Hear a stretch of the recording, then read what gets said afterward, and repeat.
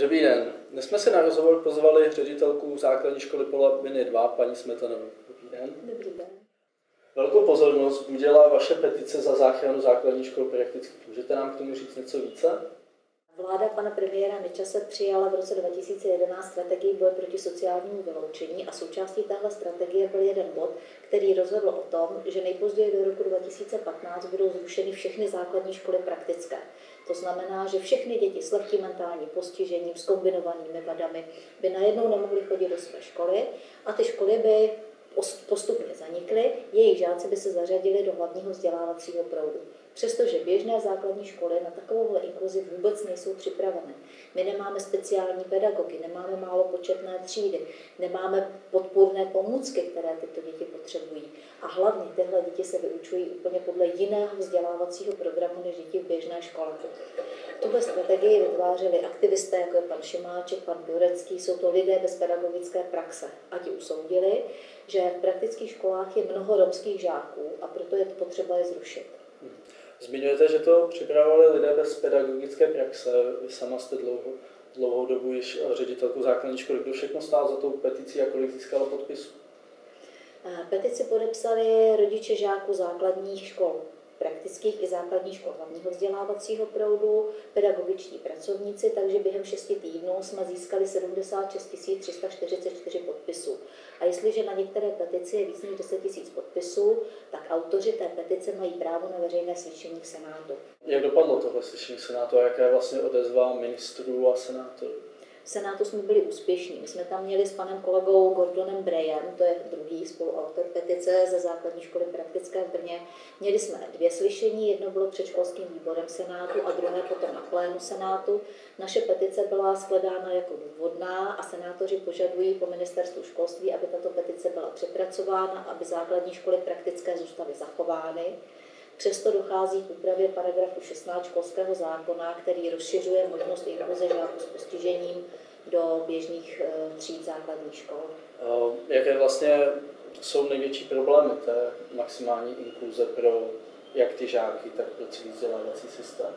Tak je to nepřipravenost našeho školského terénu, protože jestliže má žák speciální vzdělávací potřeby, tak je to buď žák, který má nějaké zdravotní postižení, anebo je to žák ze sociálně znevýhodněného prostředí, což jsou právě romské děti z těch znevýhodněných lokalit.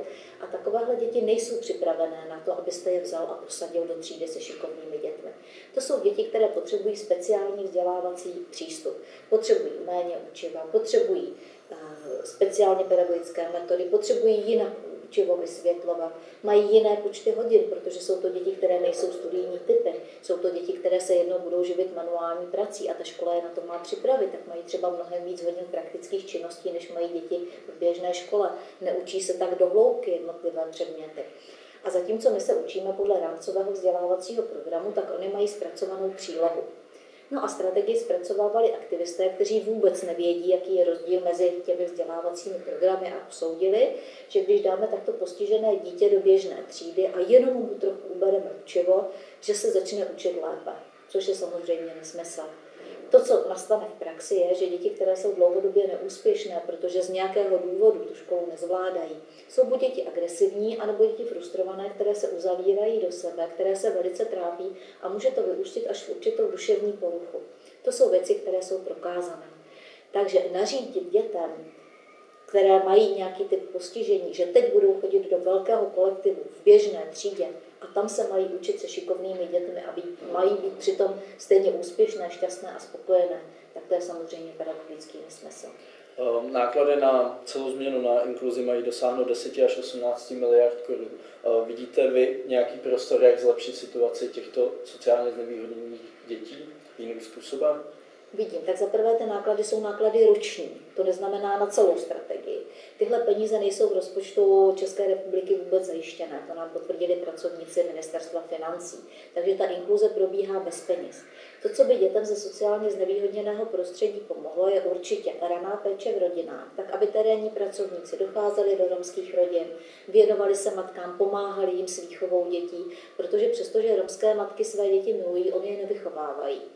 Takže když dítě romské z této sociálně znevýhodněné lokality nastupuje do první třídy, tak ovládá 400 až 800 slov.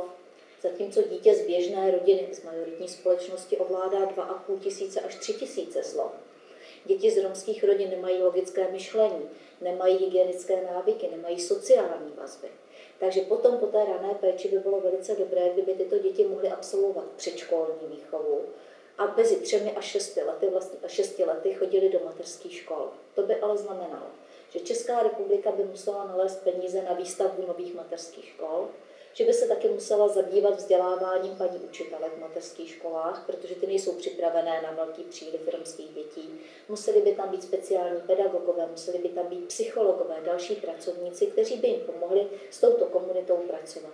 A ve chvíli, kdy děti doženou handicap, který mají z rodiny, a nejsou mentálně postižené, jenom znevýhodněné, tak potom mohou nastoupit do běžné třídy a potom už učivo zvládnou jako děti z majoritní společnosti. Ale ve chvíli, kdy ty nedostatky nedoženou, tak nemůžou přijít do první třídy a zvládnout to, co děti, které jsou ze školky nebo z rodiny na školu připravené. Takže je to preventivní práce s rodiči, primární výchova v rodinách, taková ta raná výchova od narození do těch 3 let a potom dál práce s rodinou a předškolní vzdělávání. Vám děkuji za rozhovor.